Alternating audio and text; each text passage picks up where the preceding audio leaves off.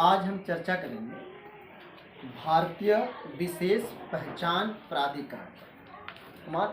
हमारा आज का जो चर्चा है वो यह है कि भारतीय विशेष पहचान प्राधिकरण और आधार। सबसे बड़ा सवाल कई बार लोगों ने हमसे किया कि सर आधार का मकसद क्या है, गवर्नमेंट का बनवाना, आधार क्यों बनवाते हैं लोग, इसके कारण क्या है।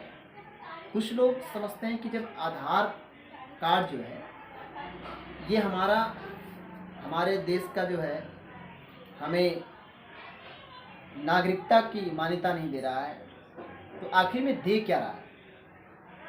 तो हमें और आपको इसी के बारे में जानना है कि भारतीय विशेष प्राधिकरण और Aadhaar, unique identification authority of India, जिसको हम उदय कहते हैं, उदय, भारत सरकार ने योजना आयोग के तहत अधीन नंदन नीलकड़ी, एक व्यक्ति का नाम है नंदन नीलकड़ी, की अध्यक्षता में 28 फरवरी सन 2009, डेट आपको फिक्स रखना है कि 28 फरवरी सन 2009 को हुआ क्या था। सन 2009 को भारतीय विशेष पहचान प्राधिकरण का गठन किया। इसके तहत 28 फरवरी सन 2009 को भारतीय विशेष पहचान प्राधिकरण यानी कि आधार का जो है गठन किया। इसका उद्देश्य क्या है, सबसे ज़रूरत तो हमें ये जानना है कि इसका उद्देश्य क्या है। एक सिविल सर्विस के जो स्टूडेंट्स हैं कई बार हमसे पूछे कि सर आधार के बारे में आप कुछ नहीं बताएं, तो आज मैं उस पर आपको बताने की कोशिश कर रहा हूँ। तो इसका उद्देश्य क्या है, आधार का जो उद्देश्य है, इसका एम क्या है। तो इसका उद्देश्य कि भारत के नागरिकों के संबंध में बायोमेट्रिक डिटेल के ऑनलाइन डाटाबेस को तैयार करना, बायोमेट्रिक जो सिस्टम है उस बेस को तैयार करना। और ये 26 अप्रैल सन 2010 को, 26 अप्रैल सन 2010 को UIA, unique identification of India, unique identification of India नया लोगो जारी किया गया। इसका उदय का नया लोगो जो जारी किया गया वो था आधार, AADHAAR, आधार नाम दिया गया। और इसकी डिज़ाइन जो तैयार की वो आजमगढ़ उत्तर प्रदेश के निवासी थे जिनका नाम धनेश्वर राय है, उन्होंने इसके डिज़ाइन को तैयार किया।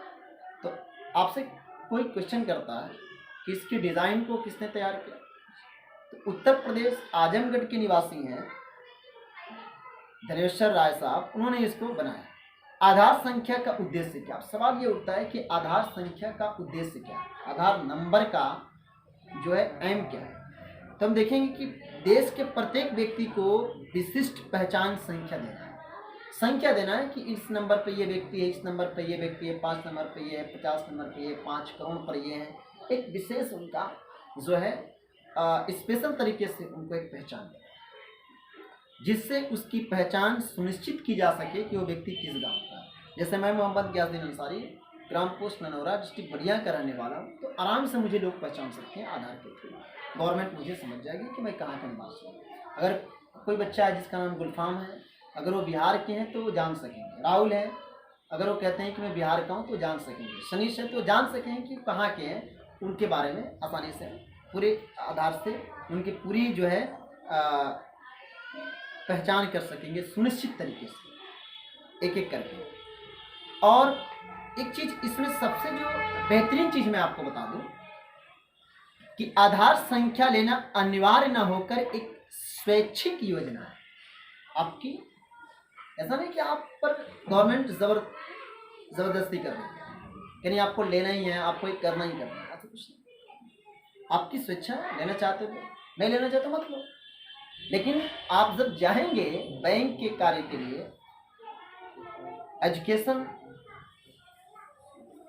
एक्सेप्ट करने के लिए, आप किसी कॉलेज में, किसी यूनिवर्सिटीज़ के अंदर आप एडमिशन लेते हैं, तो सबसे पहले आधार मांगा जाता है। तो आपकी सबसे बड़ी समस्या यहाँ खड़ी हो जाती है कि भैया आप तो आधार बनाना ही पड़ेगा पहचान के साथ। तो सबसे बड़ी बात है कि आपकी स्वैच्छिक है, गवर्नमेंट हमारे कॉन्स्टिट्यूशन के अंदर लिखा गया है कि स्वैच्छिक, ऐसा नहीं है क्या पर जबरदस्ती है।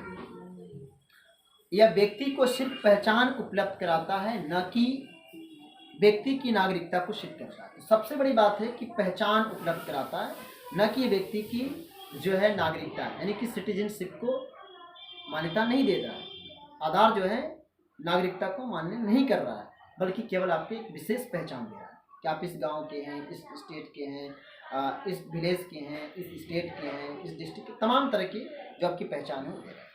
आधार को बनाने के लिए बायोमेट्रिक निशान के तौर पर देखा जाए तो आपके दोनों हाथों के 10 जो उंगलियां हैं उनके फिंगर दिए जाते हैं, और साथ ही साथ आपके आंख पर रखकर फोकस किया जाता है। जो दोनों हाथों नाक को केंद्रीय रेखा मानकर दोनों आंखों के जो पुतली है, जो पुतली की दूरी हासिल की जा रही है, ताकि चेहरे पर अगर मैं मोहम्मद गयासुद्दीन अंसारी किसी को मैंने मार दिया और मारकर मैं किसी को भाग गया और फिर मैं अपनी दाढ़ी बना, तो मुझे लोग पहचान नहीं पाएंगे।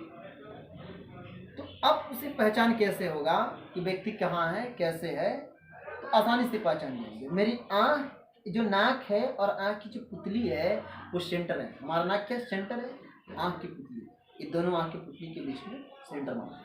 अब ये बढ़ेगा नहीं, दाढ़ी खूब बढ़ा लो, आधार पे जाओगे, पहचान आएगी आपकी, पकड़े जाओगे, जेल हो जाएगा। यानी कि क्राइम को, दुनिया को रोकने के लिए ये गवर्नमेंट ने, सेंट्रल गवर्नमेंट ने ऐसा किया। कितनी अच्छी बात है कि हमारे देश के अंदर क्राइम रोका जाए, लेकिन क्राइम तो बढ़ता जा रहा है। इतना सारा व्यवस्था होने के बाद भी आज क्राइम बढ़ रहा है, ये क्या जरिया है? हमें इसके बारे में जानना, इस पर भी चर्चा किया जाएगा। पहले तो आधार के बारे में जाने। आधार को बनाने के लिए जो आपने देखा, और ये समझते हैं कि दाढ़ी घटाने बढ़ाने के साथ साथ कि चेहरे में सर्जरी से बदलाव के बाद भी व्यक्ति की पहचान की जा सकती है। अगर मैं सर्जरी करा लेता हूँ, मुझे कोई नहीं पहचान, लेकिन मेरे आँख की जो पुतलियाँ हैं, जब आधार जैसे डिटेल डालेगा, कहाँ रहता हूँ, मेरी पहचान। एक बहुत अच्छी विशेष जो है मैं कह सकता हूँ आपसे कि भारतीय विशेष पहचान प्राधिकरण यानी कि आधार जो है, unique identification authority of India, उदय की जो हम चर्चा करेंगे। अब हम अंतिम पॉइंट की तरफ आ गए हैं। आधार संख्या से कई तरह के लाभ प्राप्त होते हैं। क्या क्या है, हमारे देश को क्या लाभ है, किसी व्यक्ति को क्या लाभ है, उसको प्रॉफिट्स क्या हो रहे हैं, उसके फायदे क्या हो रहे हैं, ये हमें देखना है। वह देश की आंतरिक सुरक्षा में सहायक होगा, क्योंकि इससे वह बाह्य घुसपैठियों की आसानी से पहचान सुनिश्चित हो सकती है। जैसे कोई पाकिस्तानी व्यक्ति है हमारे देश में आ जाए, तो हमारा तो आधार, उसका आधार नहीं है, पहले तो ऐसे ही हो, बाहर हो जाए। कोई बांग्लादेश से आ गया, कोई अफगानिस्तान का आ गया, अमेरिकन आ गया, किसी भी कंट्रीज का आ गया, तो एक तो घुसपैठियों से हमें निजात मिलेगी, हमारे देश को इससे हिफाजत मिलेगा, हिफाजत होगा हमारे देश को। सार्वजनिक वितरण प्रणाली के तहत वस्तुओं के सही विवरण को सुनिश्चित करने के लिए इसका इस्तेमाल करें। जैसे मान लीजिए कोई आपके हर गांव में, हमारे देश के कोने कोने में जो है लोगों को जो है अनाज देने की, चीनी देने की, मिट्टी की तेल देने की व्यवस्था है, राशन देने की व्यवस्था गवर्नमेंट ने की है। तो यदि कोई व्यक्ति है, एनिमल किसी पर्सन को मैं मान लेता हूँ, वो अपने गांव में तो ले ही रहा है, और वो क्या करता है कि राशन कार्ड जो है दिल्ली का बनवा ले रहा है। अगर कोई व्यक्ति दिल्ली में रह रहा है, राशन दिल्ली से भी उठा रहा है और वो राशन अपने गांव पर भी उसके नाम से उठाया जा रहा है। तो एक ही व्यक्ति दो जगह ले रहा है। ये चीज़ को, इस तरह के क्राइम को रोका जाएगा। इससे फायदे हैं हमारे देश में कि हम एक तरह से इस क्राइम को रोक रहे हैं। दूसरी बात यह है कि वितरण प्रणाली की जो वस्तुओं को मैंने बात किया कि इसको लेन देन में भी इसका बहुत अच्छा व्यवस्था है। व्यक्ति की सही पहचान सुनिश्चित करके जालसाजी को रोकने में मदद मिलेगी। पहचान, जैसे मेरे एक मित्र थे, उन्होंने क्या किया कि एमए कर रहे थे, साथ ही साथ एमए करने के बाद वो बीएड में एडमिशन ले लिए, 1 साल एमए किए, उसके बाद बीएड में एडमिशन ले लिए। तो उन्होंने क्या किया कि जब स्कॉलरशिप के लिए भरा तो कहा कि आधार चाहिए। जैसे आधार उसने डाला, नाम नहीं ले सकता, वरना बड़ी मारेंगे। हमारा मित्र बहुत ही, नाम तो नहीं ले सकता। तो उन्होंने एडमिशन ले लिया। एडमिशन लेने के बाद जो काम किया उन्होंने, जैसे स्कॉलरशिप के लिए भरा तो पता ये चला कि ऑलरेडी उसमें दिखा रहा है कि आप एमए में हैं, या तो आप एमए को छोड़ दीजिए, बीएड करिए, या तो बीएड करिए तो एमए को छोड़ना पड़ेगा, और एमए करेंगे तो बीएड को छोड़ना पड़ेगा। उनके पास पसंद होगी, उन्होंने एमए छोड़ दिया और फिर बीएड फाइनल करने के बाद तो फिर उन्होंने एमए किया। तो कहीं ना कहीं ये चीज़ है कि एक तरह से हम देखें तो जालसाजी व्यवस्था को भी रोकने के लिए बहुत ही अच्छा व्यवस्था हमारी सेंट्रल गवर्नमेंट ने इसको लाया है, और ये व्यवस्था जो है कांग्रेस की व्यवस्था रही है, न कि भारत के वर्तमान में जो प्रधानमंत्री है बीजेपी गवर्नमेंट की, ये पुरानी सरकार की व्यवस्था है। दूसरी मैं आपसे बात कर दूं कि सरकारी कार्यक्रमों को लागू करने, गरीबी और बेरोजगारी उन्मूलन करना, सब्सिडी देना, सरकारी योजनाओं का लाभ सही व्यक्तियों तक पहुंचाने में मदद। जैसे होता क्या था कि पहले कोई व्यक्ति है गांव में, प्रधान क्या करते थे, आवास दे दिया, उसके नाम से आवास ऐलान हो गया, फिर अगले साल उसी व्यक्ति के ऊपर आवास दे सकते हैं, लेकिन अब नहीं होगा। आपका आधार लगा हुआ है, वहाँ क्लिक होगा तो वहाँ बताया जाएगा कि आपको आवास मिल चुका है, वहाँ डिटेल आपको सब कुछ लाइन पे दिखा है। तो आप पैसा लेने जाते हैं तो बैंक में जैसे आप डालेंगे, आधार नंबर डालते हैं तो क्या भाई 2 बार आप पैसा उतार चुके हो, अभी 2 घंटे के अंदर आप तीसरे चौथे बार नहीं उतार सकते। तो कहीं ना कहीं ये बहुत अच्छी व्यवस्था है, ताकि हमारे देश के लिए क्राइम को रोकने के लिए, लोगों की पहचान के लिए बहुत ही अच्छी व्यवस्था गवर्नमेंट लाई है। वित्तीय समावेशन में ये सहायक होगा, क्योंकि व्यक्ति को खाता खुलवाने के लिए पहचान सिद्ध करने की आवश्यकता नहीं रहेगी। अब जाते हैं तो सीधे कहता है मुझे, वो पहले क्या होता था कि राशन कार्ड का लाओ, फिर जो है बिजली बिल का लाओ, फिर जो है तमाम तरह के जो है आप परिवार रजिस्टर का लेकर आओ, तब जाके आपके खाते खोलते थे।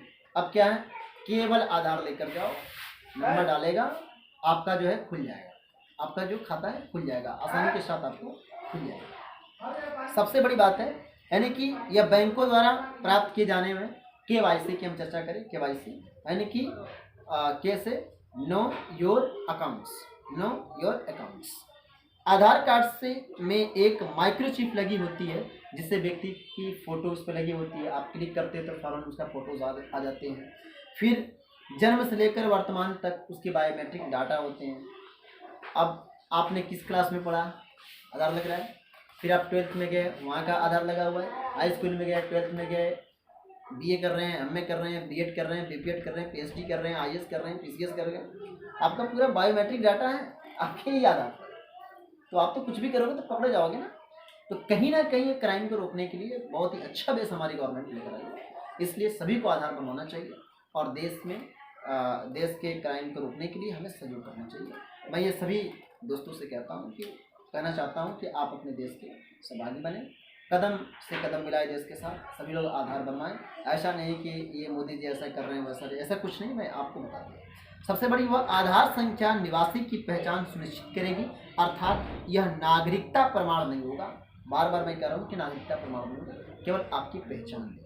नागरिकता कार्ड के लिए देशवासियों को 2021 तक इंतजार करना, 2021 तक आप सभी को इंतजार करना पड़ेगा नागरिकता कार्ड के लिए। जब ये तैयार हो जाएंगे तो 2021 के अंतिम समय में आएगा, लेकिन कोरोना के चलते सारे चीज़ें बहुत सारी फेल हो गई, तो आगे मुझे लगता है कि 2022 या 23 तक ये सारे मामले आपके हल हो जाएंगे। सरकार पहले चरण में बनाए जाने वाले निवासी कार्ड के आधार पर 2021 में नागरिकता कार्ड जारी करेगी, ये पहले तय किया गया था, लेकिन अब ऐसा नहीं है।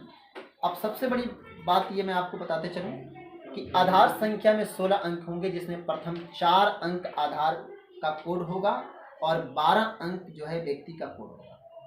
उसके बाद यह स्कीम औपचारिक तौर पर महाराष्ट्र के नंदखुर जिले के थेम्बली गांव में 19 सितंबर सन 2010 को प्रारंभ हुई। तो महाराष्ट्र में की गई थी और 19 सितंबर सन 2010 को प्रारंभ किया गया था, और तब से अब तक चल रहा है। फिर मैं अगले आपको चर्चा करूंगा राष्ट्रीय जनसंख्या रजिस्टर NPR एवं आधार संख्या को लेकर, इसके संबंध में आपसे चर्चा करता हूँ। जय हिंद, जय भारत। आप मेरे वीडियो को लाइक, सब्सक्राइब और कमेंट जरूर करें।